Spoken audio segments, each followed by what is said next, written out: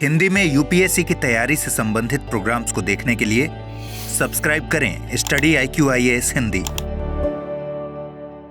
आप सभी का बहुत बहुत स्वागत है स्टडी IQ के हिंदी यूट्यूब चैनल पे। मेरा नाम है अभिनव कुमार भौरे और मैं आपके समक्ष लेकर प्रस्तुत हूँ स्टडी IQ के वैल्यू एडिशन सीरीज का। I think all you are awared about, हमने स्टार्ट करा है सीरीज को एंड ये सीरीज बेसिकली किस बारे में है, तो वैल्यू एडिशन सीरीज में हम इस सीरीज में बात करने वाले हैं कि हिंदी मीडियम के स्टूडेंट्स जनरली हिंदू में या करंट अफेयर में आने वाले टॉपिक से हमेशा उतने बेहतर तरीके से रिलेट नहीं कर पाते। इसका एक मुख्य कारण लैंग्वेज बैरियर है and make sure language is only a mode of learning. ये सिर्फ सीखने का एक माध्यम है। आपके लिए जो ये गैप क्रिएट हो रहा है इसको फुलफिल करने का एक प्रयास है वैल्यू एडिशन सीरीज। इसमें मैं अलग अलग सब्जेक्ट्स के टॉपिक को पिक करूंगा और इस पे हम इन डेप्थ एनालिसिस करेंगे उस टॉपिक के बारे में। और याद रखिए कि इस सीरीज में कितने पार्ट्स होंगे या ये किस लेवल तक जाएगी, ये आपके ऊपर डिपेंड करता है कितने टॉपिक्स आप कवर करना चाहते हैं या किस किस विषय पर आप डिस्कशन करना चाहते हैं। एक और बात है बच्चों, make sure study IQ P2I batches को लेकर आया है, यानी कि प्रीलिम्स टू इंटरव्यू बैचेस को लेकर आया है। अगर कोई स्टूडेंट इस बैच से जुड़ता है तो उस स्टूडेंट के लिए test series, 1-to-1 mentorship along with the notes, each and everything, हर एक चीज प्रोवाइड करेगा study IQ। And make sure कि जो स्टूडेंट इसका पार्ट बनते हैं और उनका प्रिलिमिनरी एग्जामिनेशन क्वालिफाई होता है तो स्टडी IQ उनकी आगे की जर्नी को खुद वहन करेगा। इसके साथ इस जो P2I बैच है इसकी फी नियर अबाउट 70,000 है, बट मेक श्योर अगर आप कूपन कोड AK लाइव लगाते हैं तो आप इसका पार्ट बन सकते हैं मात्र 29,999। क्लियर? तो इसका पार्ट बने और अपनी सफलता को प्रथम प्रयास में सुनिश्चित करें। क्लियर?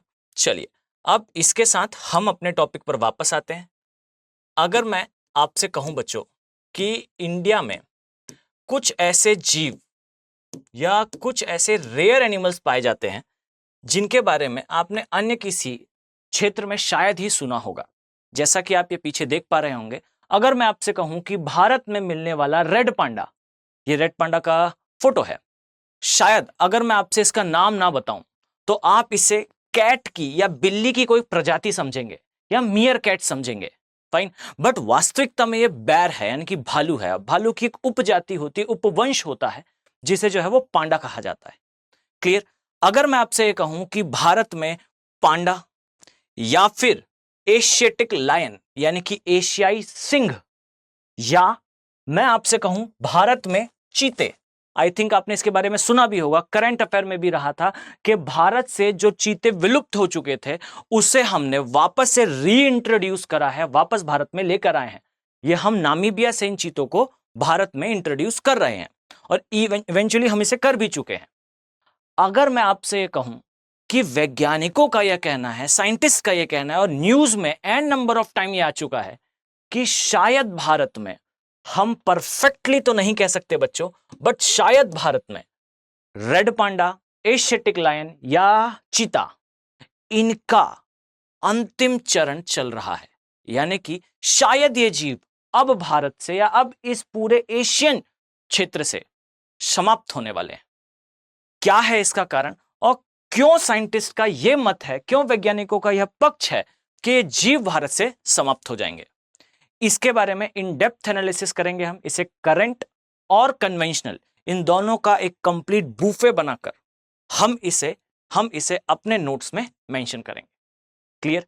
हम इसे स्टार्ट करें उसके पहले इस चीज को समझिए कि हमें यह जानना होगा कि रेड पांडा से रिलेटेड और कौन से डायमेंशंस हैं, यानी कि बिफोर आई वेंट फॉर के रेड पांडा बेसिकली भारत से समाप्त क्यों हो रहा है और क्यों वैज्ञानिकों का यह मत है कि यह जीव भारत से समाप्त हो ही जाएगा। क्लियर? इसको जानने से पहले कुछ इंफॉर्मेशन बहुत जरूरी है बच्चों। फाइन, ये मैंने यहां लिख भी रखी है, बट ध्यान से देखिए सबसे इंपॉर्टेंट चीज है रेड पांडा। याद रखिए पहली चीज, ये कुछ उन मात्र जीवों में से एक है बच्चों जो अपने ओरिजिन के समय यानी कि अपने विकास के समय वास्तविकता में ये मांसाहारी जीव थे। इनके टीथ में आप पाएंगे ये केनाइन दांत वाले हैं। फाइन। और अभी ये हर्बीवोरस है अर्थात शाकाहारी जीव में परिवर्तित हो चुके हैं। और अगर मैं आपसे कहूं तो जो रेड पांडा है इसका अभी के समय बेसिक आहार क्या है, मुख्य आहार क्या है, तो याद रखिए ये आज के समय बैम्बू अर्थात बांस खाता है। फाइन। और ये भी याद रखें बच्चों कि इसके आहार का लगभग 98% आज के समय बैम्बूज हैं, बांस होते हैं। और याद रखिए बांस यानी कि बैम्बू आर नॉट ट्री, ये पेड़ नहीं होते। बांस वास्तविकता में होती है घास। याद रखिए बांस जो है वो घास का एक प्रकार है, ग्रास का एक टाइप है। अब मैं अगर आपसे कहूं क्या ग्रास में या फिर क्या बैम्बू में जो इसका 98% आहार है क्या बहुत अधिक पोषक तत्व होंगे? Answer is no. अब मैं इसके बारे में इसे आगे रिलेट करूंगा जब मैं इसके हैबिटेट के बारे में अर्थात प्राकृतिक आवास के बारे में डिस्कशन करूंगा। क्लियर है? चलिए अगर मैं आपसे कहूं बच्चों कि भारत में रेड पांडा की पॉपुलेशन या लायन की पॉपुलेशन या फिर मैं कहूं चीता की पॉपुलेशन, इन सभी की पॉपुलेशन को बढ़ाने के लिए एन नंबर ऑफ एफर्ट्स लगाए हैं, बहुत सारे प्रयास करे हैं भारत सरकार ने। परंतु रियलिटी यह है कि इस क्षेत्र में अर्थात भारतीय उपमहाद्वीप क्षेत्र में जो रेड पांडा है इनकी पॉपुलेशन बिल्कुल इंक्रीज होती हुई नहीं दिख रही है। हमने बहुत सारा धन, बहुत सारा एफर्ट इसके लिए पुट करा, परंतु पॉपुलेशन बढ़ नहीं रही है। क्या है इसका कारण? तो देखिए बच्चों, पहली चीज कुछ इंफॉर्मेशन दैट जो रेड पांडा होते हैं, रेड पांडा होते हैं, ये रेड पांडा बेसिकली बिलोंग करते हैं बैर की कैटेगरी से यानी कि भालुओं की कैटेगरी से। फाइन। और याद रखिए विश्व में मात्र 2 ही प्रकार के पांडा होते हैं। क्लियर? पहला होता है बच्चों, पहला होता है black and white Panda. Clear है बच्चों? एंड सेकंड होता है रेड पांडा। क्लियर? जो हम अभी देख रहे हैं। फाइन। अगर मैं आपसे कहूं कि टॉपिक ट्रेंड में है रेड पांडा, पर जब सिविल सर्विसेज पूछेगा ना बच्चों, तो मैंने आपको पहले बताया है क्लाइमेटोलॉजी की सीरीज में भी हमने डिस्कस करा कि वाटर ड्रॉप इफेक्ट में प्रश्न आते हैं, यानी कि जो टॉपिक न्यूज में है उस न्यूज को कवर करता हुआ क्वेश्चन नहीं आएगा, हमेशा आसपास के प्रश्न आएंगे। और याद रखिए बच्चों, जब भी आप इसे देखेंगे तो रेड पांडा अगर 2 टाइप का है और रेड पांडा न्यूज में है, पांडा अगर 2 टाइप के हैं और कोई एक न्यूज में है, तो दूसरे के बारे में प्रश्न आने की बिल्कुल संभावना है। तो याद रखिएगा ब्लैक एंड व्हाइट पांडा, यानी कि इसे कई बार जाइंट पांडा भी बोलते हैं। क्लियर? ये जाइंट पांडा बेसिकली WWF, और ये WWF खली वाला WWF नहीं है बच्चों, ये बेसिकली है वर्ल्ड वाइल्ड लाइफ फंड, इसका आइकन भी है। यानी कि जब आप WWF को देखेंगे तो WWF का जो आइकॉन है वो बेसिकली ब्लैक एंड व्हाइट पांडा है। और याद रखिए बच्चों, ब्लैक एंड व्हाइट पांडा ये एकमात्र ऐसा पांडा है जो IUCN, अब इसे रट लें बच्चों, ये एक ऑर्गेनाइजेशन है IUCN। IUCN का मतलब है international union for conservation of nature. और याद रखें ये IUCN एक बुक निकालती है जिसे बोलते हैं रेड डेटा बुक। और याद रखिए इस रेड डेटा बुक में लिखा होता है उन सभी प्रजातियों के बारे में, उनको एक श्रेणी में डिवाइड करा गया। कुछ श्रेणियां होती हैं, वनरेबल, एक्सट्रीमली वनरेबल या एंडेंजर्ड, फाइन, विलुप्त प्राय, संकटग्रस्त, इस प्रकार से। फाइन। और इसकी कैटेगरी हमेशा सिविल सर्विसेज एग्जामिनेशन में एक प्रश्न का टॉपिक रहा है। क्लियर?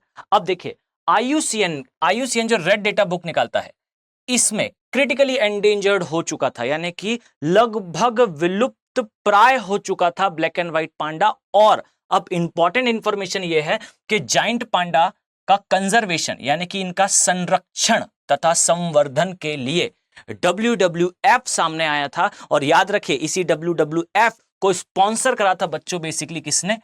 चाइना ने।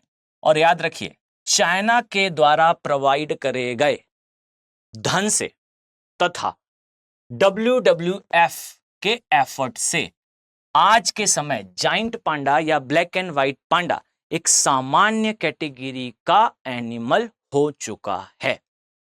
क्लियर। और ऐसा स्थिति विश्व में पहली बार देखी गई कि कोई जीव जो विलुप्त प्राय हो चुका था वह जीव आज के समय सामान्य कैटेगरी में आने के एक सोपान दूर है। और इसीलिए आप पाएंगे कि चाइना के पास ब्लैक एंड व्हाइट पांडा का पेटेंट भी है। क्लियर। वैसे तो ये काफी कंट्रोवर्शियल टॉपिक है कि पेटेंट है एग्जैक्टली या नहीं है, क्योंकि उसके जो क्लॉजेस है वो काफी मिसलीडिंग है। बट इतना याद रखें कि रेड जो ब्लैक एंड व्हाइट पांडा है अगर आपको कहीं दिखाई दे रहा है तो बेसिकली मोर और लेस वो रेड पांडा के ऊपर जो राइट्स होंगे, जो अधिकार होंगे, वो चाइना के होने की बहुत अधिक संभावना है। क्लियर हो गया। चलिए अब देखिए, हमने वाटर ड्रॉप इफेक्ट में थोड़ा सा टच करा किसको, ब्लैक एंड व्हाइट पांडा को। अब वापस आए बच्चों रेड पांडा के ऊपर। तो याद रखिए रेड पांडा जो है यह वास्तविकता में दो प्रकार के होते हैं। क्लियर। बहुत ध्यान से सुनिएगा। जो रेड पांडा है, एक रेड पांडा की प्रजाति बेसिकली पाई जाती है उत्तर पूर्वी हिमालय में। क्लियर। और इसी प्रकार रेड पांडा की एक और प्रजाति है जो पाई जाती है दक्षिण पश्चिम चीन में। और याद रखिए ये जो दक्षिण पश्चिम चीन का रेड पांडा है और जो भारतीय उत्तर पूर्वी हिमालय का रेड पांडा है, ये दोनों ही रेड पांडा एक ही कैटेगरी से बिलोंग करते हैं। क्लियर।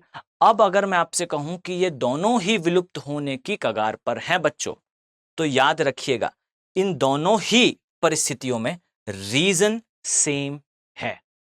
क्लियर।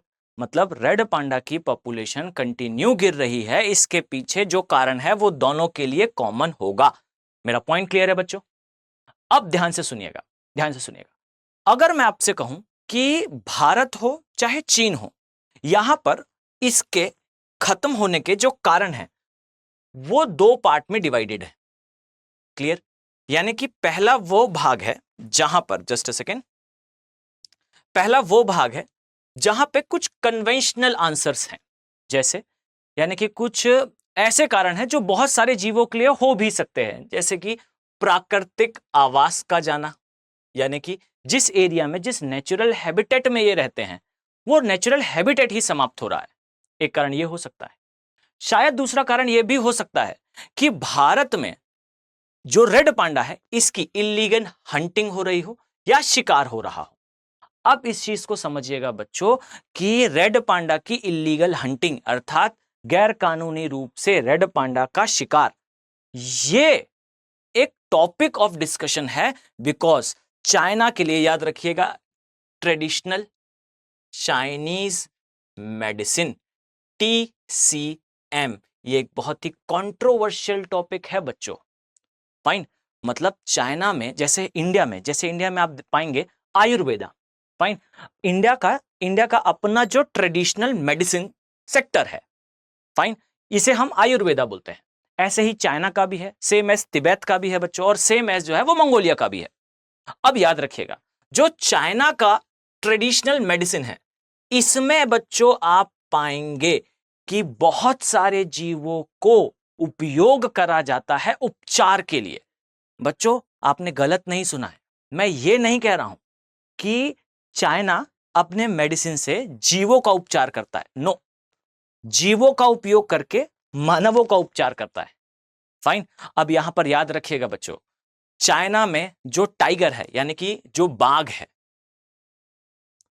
इसकी बोन्स का यानी कि इसकी हड्डियों का उपयोग करा जाता है बहुत सारी डिजीज को सॉल्व करने के लिए।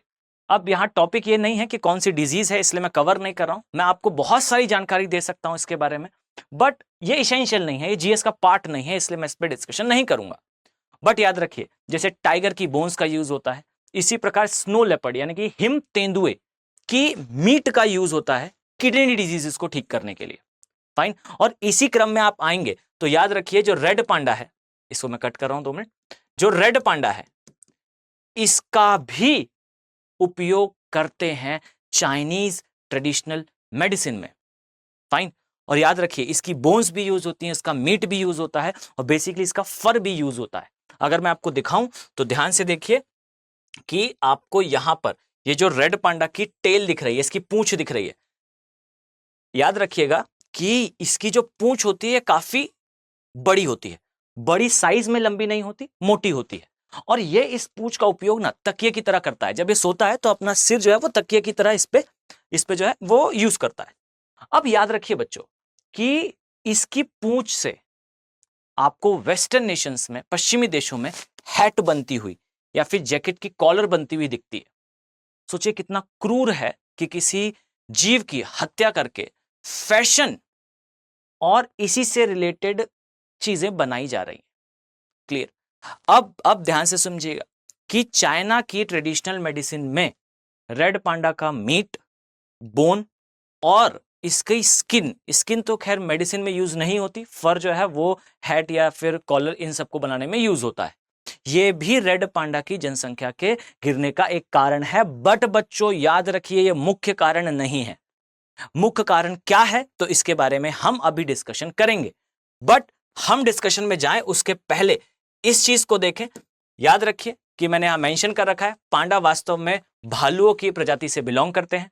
दो प्रकार के पांडा होते हैं, एक जाइंट पांडा होता है, एक रेड पांडा होता है। अब याद रखिए रेड पांडा भी दो प्रकार के होते हैं, एक उत्तर पूर्वी हिमालय के रेड पांडा और एक चाइना के क्षेत्र के रेड पांडा। और याद रखिएगा IUCN में इनका स्टेटस क्या है, तो इनका स्टेटस आता है संकटग्रस्त या एंडेंजर्ड। पॉइंट क्लियर हुआ बच्चों? नाउ अब याद रखिए भारत में इस क्षेत्र में बेसिकली कहां कहां पाए जाते हैं, यानी कि मैं किसके बारे में, किस परिप्रेक्ष्य में बोल रहा हूं, तो हम उत्तर पूर्वी हिमालय के पांडा के बारे में बात कर रहे हैं। तो याद रखिए इनका जो प्राकृतिक आवास है ये चाइना अर्थात चीन, भारत, नेपाल, भूटान, म्यांमार, यानी कि भारत के पड़ोसी देश, बांग्लादेश, पाकिस्तान को छोड़ के। फाइन, क्या कहा मैंने? भारत के अलावा नेपाल, भूटान, चीन और म्यांमार। इस प्रकार से आप इसे याद करें कि अगर मैं ड्रॉ करूं तो ये है ग्रेट इंडिया, ये है नेपाल, ये है पूर्वोत्तर राज्य, बांग्लादेश, ये मैंने ड्रॉ करा बच्चों हमारा ग्रेट इंडिया। और याद रखिए बच्चों इस क्षेत्र में मैं ड्रॉ कर रहा हूं, ध्यान से देखिएगा, इस क्षेत्र में सिक्किम वाले क्षेत्र में, भूटान वाले पार्ट में, अरुणाचल, हमारे नॉर्थ ईस्ट इस पूरे क्षेत्र में, म्यांमार में और साथ में इस क्षेत्र में कहीं कहीं रेड पांडा देखने को मिलता है। यह इसका प्राकृतिक आवास है। अब याद रखिए रेड पांडा, ध्यान से याद रखिएगा कि स्टेट एनिमल है, स्टेट एनिमल यानी कि राजकीय पशु है। किसका? सिक्किम का। फाइन, ये सिक्किम का राजकीय पशु भी है। और यह भी याद रखिएगा बच्चों कि सिक्किम में एक नेशनल पार्क है, मैंने यहां पर मेंशन भी कर रखा है, ध्यान से देखेंगे तो आपको पता चलेगा कि सिक्किम का कंचनजंगा नेशनल पार्क, और नाम से कंफ्यूज ना हो बच्चों, ये काजीरंगा नेशनल पार्क नहीं है, मैं कंचनजंगा नेशनल पार्क की ही बात कर रहा हूं। तो सिक्किम में आता है कंचनजंगा नेशनल पार्क, और कंचनजंगा नेशनल पार्क में इसकी सबसे अधिक पॉपुलेशन निवास करती है। और यह भी याद रखिएगा बच्चों कि सिक्किम के केस में इनका जो हैबिटेट है, इनका जो आवास है, यह हमारे लिए बहुत महत्वपूर्ण होगा। क्लियर? तो मैंने रेड पांडा के बारे में आपको सफिशिएंट इंफॉर्मेशन बताई है। अगर डायरेक्टली यह प्रश्न नहीं आता कि खत्म क्यों हो रहा है तो इसे कन्वेंशनल डेटा से आएगा। कन्वेंशनल डेटा क्या बोलता है बच्चों? तो कन्वेंशनल डेटा बोलता है कि भारत में रेड पांडा की मैक्सिमम पॉपुलेशन किस राष्ट्रीय उद्यान में है, तो काजीरंगा राष्ट्रीय उद्यान में है। ये कहां आता है? तो ये सिक्किम में आता है। ये रेड पांडा वास्तविकता में कहां का स्टेट एनिमल है, कहां का राजकीय पशु है, तो ये सिक्किम का है। और ये आसपास से किस किस क्षेत्र में पाया जाता है तो इसके बारे में हमने देखा। इसके अलावा मैंने ब्लैक एंड व्हाइट पांडा के बारे में भी आपसे डिस्कशन करा। क्लियर हो गई बात? अब बच्चों अगर मैं आपसे कहूं कि इस जीव के खत्म होने का कारण क्या है, और अगर मैं आपसे यह कह रहा हूं कि जो साइंटिस्ट हैं, जो वैज्ञानिक हैं, उनका यह मत है कि रेड पांडा या एशियाटिक लायन या इस प्रकार के बहुत सारे जीव ये भारत से या पृथ्वी से हमेशा के लिए समाप्त होने वाले हैं, इसका मुख्य कारण क्या है? तो बच्चों 12th क्लास की एनसीईआरटी में भी आपको यह वर्ड देखने को मिलेगा, इसे कहते हैं अंतः प्रजातीय अवसाद, या मैं कहूं इनब्रीडिंग डिप्रेशन। और हिंदी मीडियम के स्टूडेंट्स आपको ये श्योर करना पड़ेगा कि आपको कुछ वर्ड्स इंग्लिश में याद करने पड़ेंगे, और इसमें से एक वर्ड है अंतः प्रजातीय अवसाद, और इसे इसके फॉर्म में नहीं, आपको इनब्रीडिंग डिप्रेशन इस शब्द को याद रखना है, बिकॉज सिविल सेवा परीक्षा में ट्रांसलेशन में बहुत बार ब्लंडरस मिस्टेक होती है। क्लियर? तो आप इसे याद रखेंगे कि ये क्या है, ये है इनब्रीडिंग डिप्रेशन। अब बच्चों मुझे बताएं कि इनब्रीडिंग डिप्रेशन क्या होता है। तो ध्यान से समझिएगा बच्चों, अगर मैं आपसे कहूं कि इनब्रीडिंग डिप्रेशन एक ऐसी कंडीशन है जहां पर जब कोई प्रजाति, अब बिल्कुल ध्यान से सुनिएगा, मान लीजिए कोई प्रजाति है, कोई जीव है, कोई स्पीशी है, फाइन, ये सिर्फ इस हैबिटेट में निवास करती है, यानी कि इस प्राकृतिक आवास में रहती है, इसके अलावा ये विश्व में और कहीं भी नहीं पाई जाती। यानी कि ये जो प्रजाति है ये मात्र और मात्र इस क्षेत्र में ही निवास करती है, इसके अलावा ये कहीं और नहीं पाई जाती। क्लियर? तो इसका जो प्रजनन है, इसकी जो ब्रीडिंग है, वो मात्र इनके बीच में होगी।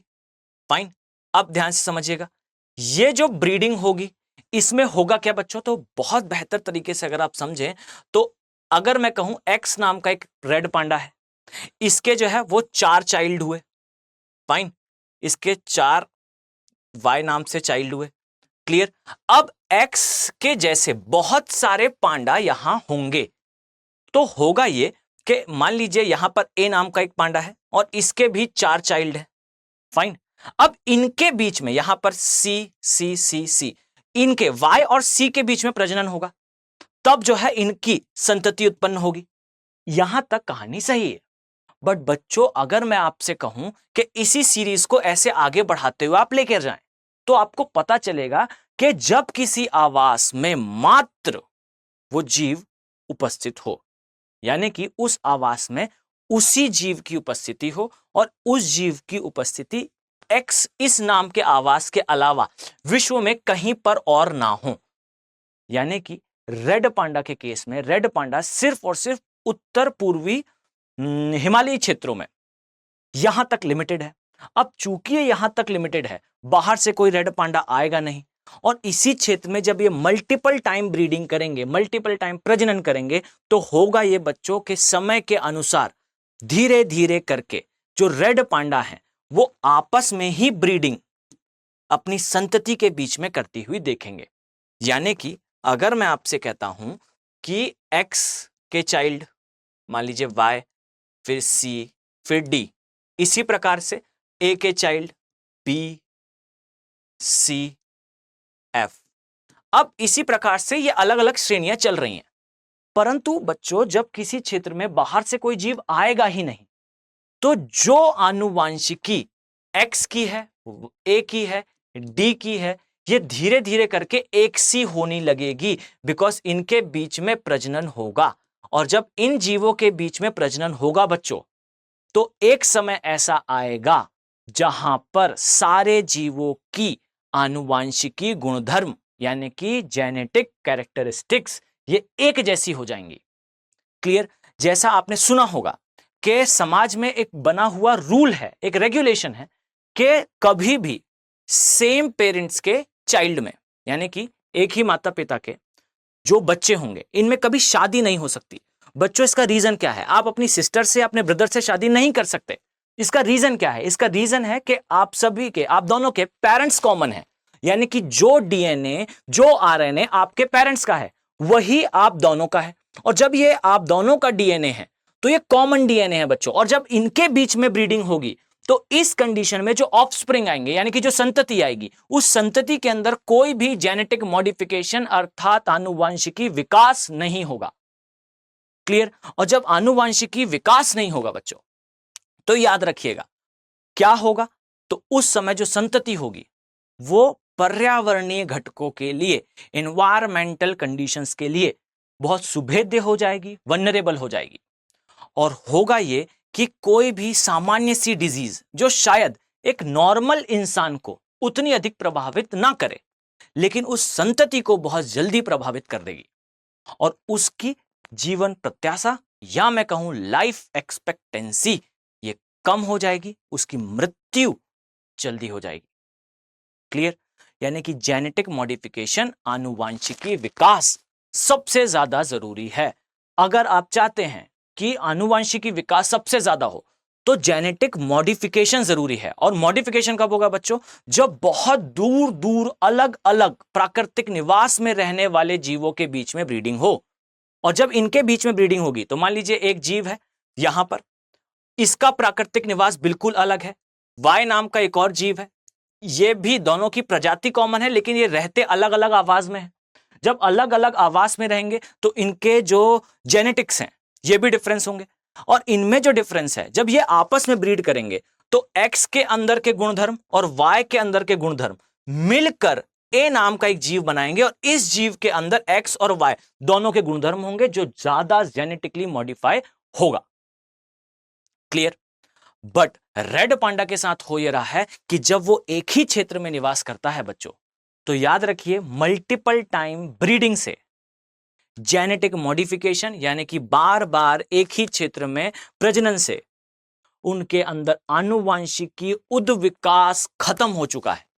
और इस कारण होता यह है कि रेड पांडा हो या फिर ऐसा ही एक एग्जांपल है क्या, एशियाटिक लायन, आपको दिखेगा एशियाई सिंह बेसिकली आज के समय जेनेटिक मॉडिफिकेशन में जीरो होता जा रहा है। कारण क्या है कि जो एशियाटिक लायन है या एशियाई सिंह है ये मात्र और मात्र एक नेशनल पार्क में मिलते हैं और वहीं पर इनकी ब्रीडिंग होती है।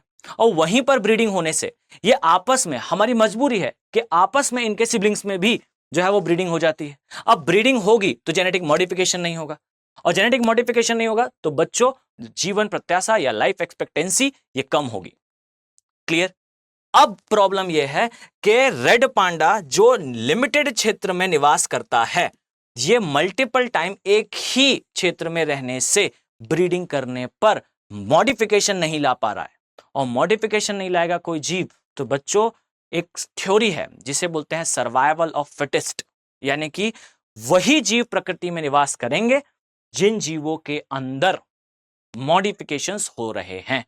और रेड पांडा के साथ समस्या ये नहीं है कि इसका शिकार हो रहा है, ये नहीं है कि इसका आवास खत्म हो रहा है। सबसे बड़ी समस्या जो है वो ये है कि रेड पांडा का उद्विकास या मैं कहूं आनुवांशिकी विकास रुका हुआ है, जिसे कहा जाता है इन ब्रीडिंग डिप्रेशन।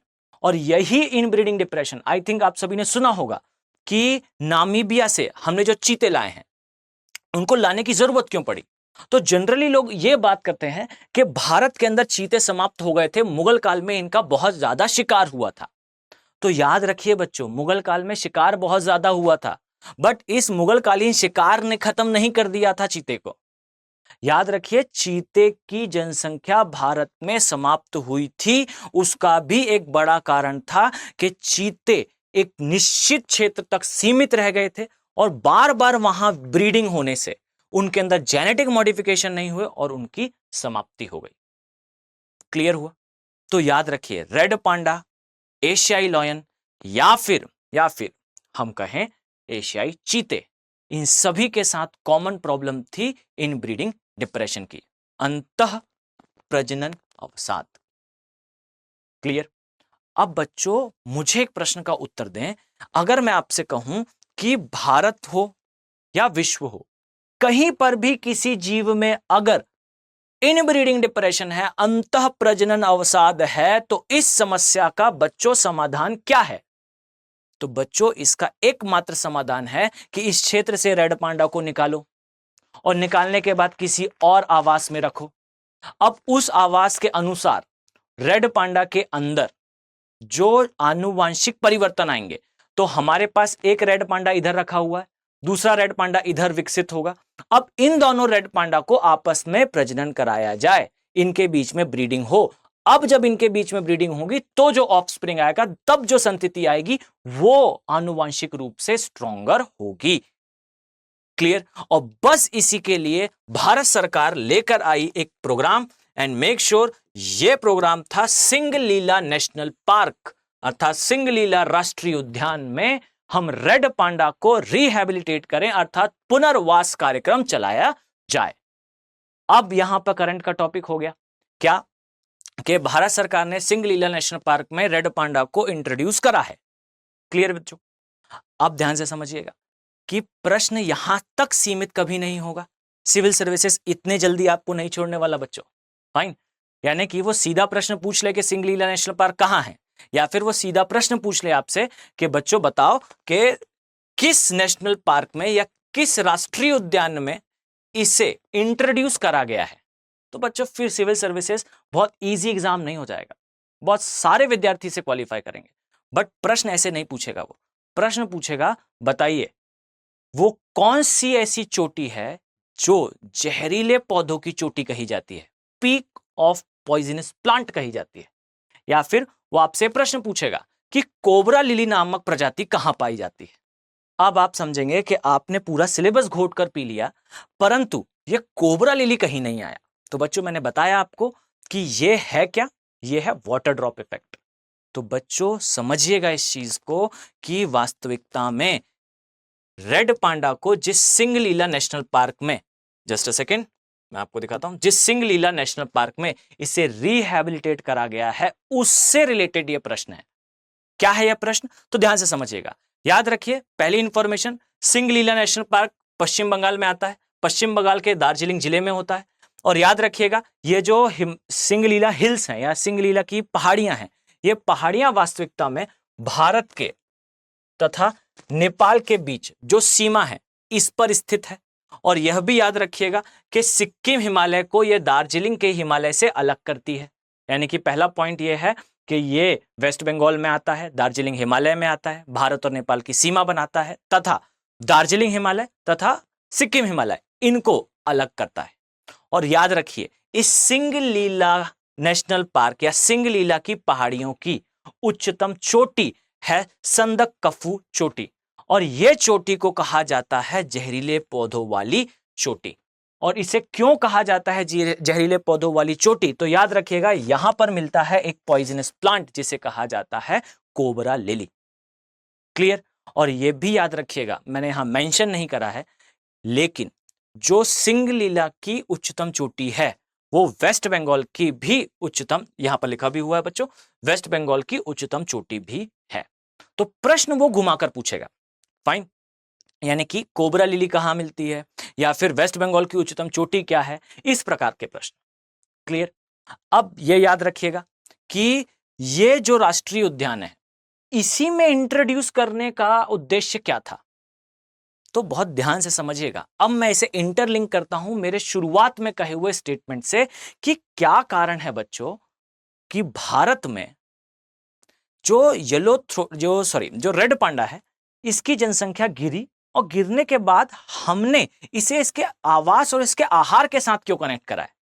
तो समझिएगा कि ये जो राष्ट्रीय उद्यान है इस राष्ट्रीय उद्यान में आपको रेड पांडा का एक नेचुरल प्रीडिएटर अर्थात प्राकृतिक शिकारी देखने को मिलेगा। और कौन है वो प्राकृतिक शिकारी, तो बच्चों ध्यान से देखिए, ये है वो प्राकृतिक शिकारी, इसे बोलते हैं येलो थ्रोटेड मार्टिन, या आप सीधा सीधा इसको मार्टिन बोल सकते हैं। और याद रखिए ये जो मार्टिन है, फाइन, ये क्या करता है, ये रेड पांडा के बच्चों को खा लेता है। फाइन। अब आप कहेंगे कि सर एक बात बताइए, ऐसा जीव जो खत्म होने वाला है उसको हमने रिहैबिलिटेट करा, उसका पुनर्वास करा जिस राष्ट्रीय उद्यान में, उस राष्ट्रीय उद्यान में उसका शिकारी बैठा हुआ है। फाइन। तो बच्चों याद रखिएगा जब आप इस रेड पांडा को लेकर आएंगे यहां, तो हमारे यहां रेड पांडा के साथ एक समस्या यह है कि रेड पांडा काफी लेजी हो चुके हैं। अब लेजी होने का कारण क्या है, मैंने शुरुआत में आपको बताया था ये खाते क्या है, बैम्बू अर्थात बांस। इसमें बहुत ज्यादा पोषक तत्व नहीं होते, इसीलिए ये थोड़े सुस्त होते जा रहे हैं। फाइन। अब सुस्त होने के साथ ये ज्यादा बड़े क्षेत्र में माइग्रेट नहीं करेंगे, बड़े क्षेत्र में घूमेंगे नहीं। जब ये घूमेंगे नहीं तो आवास परिवर्तित नहीं होगा, आवास परिवर्तित नहीं होगा तो आनुवंशिक विकास नहीं होगा। क्लियर। और याद रखिएगा आनुवंशिक विकास के लिए और रेड पांडा को एक क्षेत्र से दूसरे क्षेत्र भगाने के लिए हमने इन्हें जानबूझकर संदकफू और जानबूझकर हमने इसे इंट्रोड्यूस करा है कहां पर, सिंगलीला नेशनल पार्क में। और इस नेशनल पार्क में जब इसे लाया जाएगा और ये अपने प्राकृतिक शिकारी को देखेगा, तब यह एक क्षेत्र से दूसरे क्षेत्र बार बार माइग्रेट करेगा, बार बार इसका पलायन होगा और इससे इसका जेनेटिक मॉडिफिकेशन होगा, और इसी जेनेटिक मॉडिफिकेशन के कारण बच्चों ये आगे चलकर और ज्यादा विकसित होगा।